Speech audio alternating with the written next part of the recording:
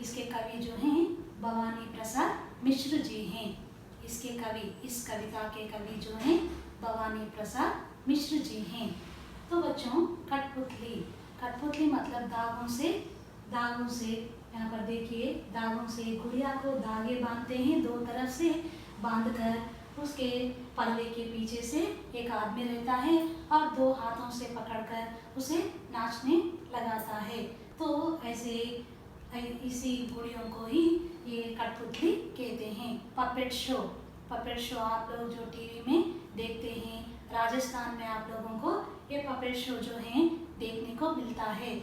और बच्चों, अब आपके घर में जो आपके माता जो हैं आपको कुछ करने के लिए बोलती है, ये टाइम है खाने का, ये टाइम है पढ़ने का, ये टाइम है खेलने का, तो आपको ये सब सुनकर गुस्सा आने लगता है। मेरी मम्मी क्या है, जब भी देखो मेरे पीछे पड़ती है, अब पुस्तक खोलो, पढ़ो, लिखो, फिर बाद में खाना खाओ, इस तरह से खाना है, ये सब बोलते बोलते आपको बहुत ही गुस्सा आने लगता है। और आपको कभी कभार ऐसा भी लगता है, ये बड़े लोग जो हैं होते हैं हम पर ही कभी भी देखो हम पर ही बोलने लगते हैं, तुम ये करो, वो करो, ये करो, तो गुस्सा आने लगता है। तो तुम स्वतंत्र रहना चाहते हो। परतंत्रता मतलब दूसरों के आर्डर पर चलना आपको अच्छा नहीं लगेगा। आप पराधीन से मुक्त होना चाहते हैं। मेरा मर्जी है, मैं जो चाहूँगा वो ही करूँगा, ऐसा भी बोलने लगते हो। तो आपको देखकर आपके घर में छोटे जो होते हैं, आपके भाई बहन, ये भी आपको देखकर कहेंगे, भैया ऐसा कर रहा है, हम भी भैया के जैसा करेंगे। अब नहीं खाएंगे, अब खेलेंगे, अब नहीं पढ़ेंगे, अब खाना खाएंगे। ये सब आपको देखकर करने लगते हैं। तो आप अकेले को नहीं, आपके पीछे रहने वाले भाई बहन को भी देखना पड़ता है। तो आपके मन में एक बार ऐसा विचार आता है, मैं जहाँ तक कर रहा हूँ वो सही है, और मैं ऐसा करने से मेरे भाई बहन भी मेरे जैसे ही कर रहे हैं। तो आप सोच में पड़ जाते हो, ये कहाँ तक सही है, ये कहाँ तक गलत है। तो फिर आपको ये स्वतंत्रता की जिम्मेदारी आपके ऊपर ही रहेगी। तो आज इस कविता के द्वारा कवि भी यही कहना चाहते हैं। उसकी कल्पना के द्वारा भवानी प्रसाद मिश्र जी कठपुतली जो हैं दागों से खेला जाता है, दागों से खिलाते हैं चलन। तो ऐसे दागे कब तक रहेंगे मेरे आगे पीछे। एक कठपुतली को गुस्सा आता है आपके जैसा, जब माँ बाप आपको कुछ कहते हैं आपको किस तरह गुस्सा आ जाता है, उसी तरह इसको भी गुस्सा आने लगता है। तो चलिए एक बार आप पुस्तक देखते हुए ये पाठ देखिए एक बार। तो बच्चों, खोला है आपने बुक, तो देखिए, कठपुतली गुस्से से उबली, कठपुतली गुस्से से उबली, उबलना मतलब क्रोध में आना। कठपुतली को बहुत क्रोध आने लगा, कठपुतली को बहुत गुस्सा आने लगा। बोली और बोलने लगी, ये दागे क्यों हैं मेरे पीछे आगे। ये दागे मतलब थ्रेड जो होता है उसे बांधा जाता है। ये दागे जो हैं मेरे आगे मतलब मेरे आगे भी और मेरे पीछे भी, दोनों तरफ से ये धागे क्यों बांधे गए हैं। इन्हें तोड़ दो मतलब इन्हें तोड़ दो। मुझे इनके इशारों पर नाचना बिल्कुल ही पसंद नहीं। इन्हें तोड़ दो। मुझे धागों के सहारे नाचना बिल्कुल पसंद नहीं। इन्हें तोड़ दो।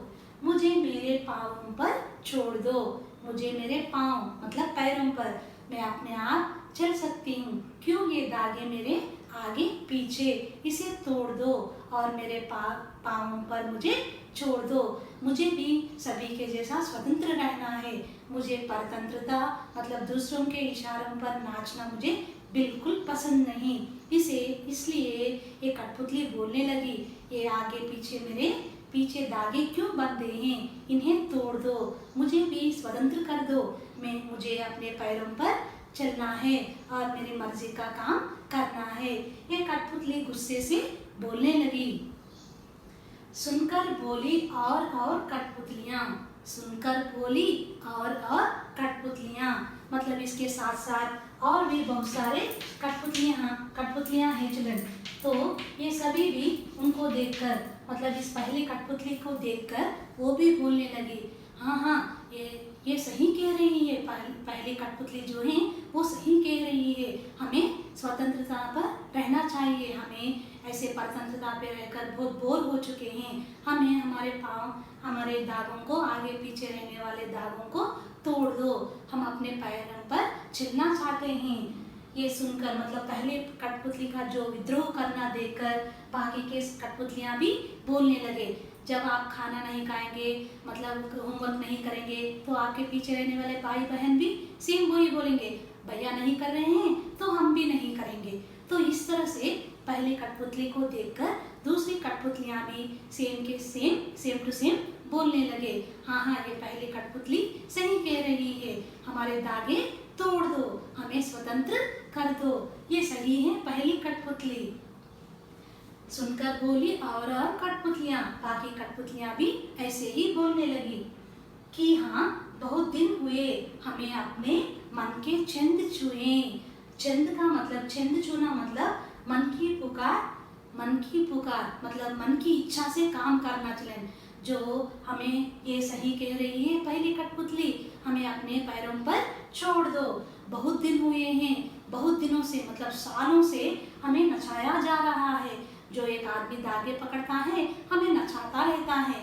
ये सब देख देख कर हम बहुत ही बोर हो चुके हैं, इसीलिए हमें अपने पैरों पर छोड़ दो। ये अपने मन के जैसा, मन के इच्छा के अनुसार हम जब चाहे खेलें, जब चाहे खाएं, जब चाहे होमवर्क करें। इस तरह से आप ऐसे बोलने लगते हो, उसी तरह से ये कठपुतलियाँ भी बोलने लगे, हमें अपनी इच्छा, मन के इच्छा के अनुसार, मन मतलब हम जो भी करना चाहते हैं अपने मन से करें, तो मन की इच्छा के अनुसार हमें काम करने दो।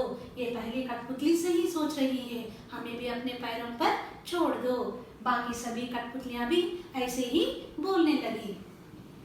मगर मगर मगर मतलब पहली कठपुतली सोच में पड़ गई, मगर ये सही है, मैं जो सोच रही हूँ ये सही है, कहाँ तक उचित है ये मेरा सोचना।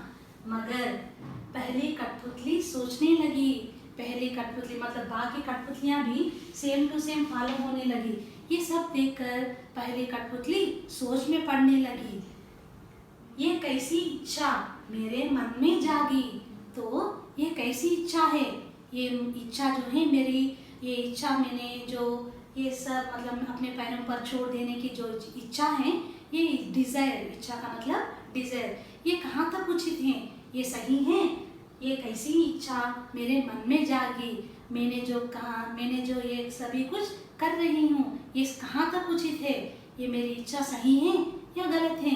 क्योंकि अगर मैं एक ऐसा कर रही हूँ मतलब मेरी स्वतंत्रता के ऊपर, स्वतंत्रता के ऊपर मैं अपनी जीवन जीना चाहती हूँ, मगर बाकी की कठपुतलियों की भी जिम्मेदारी मुझे ही लेनी पड़ती है।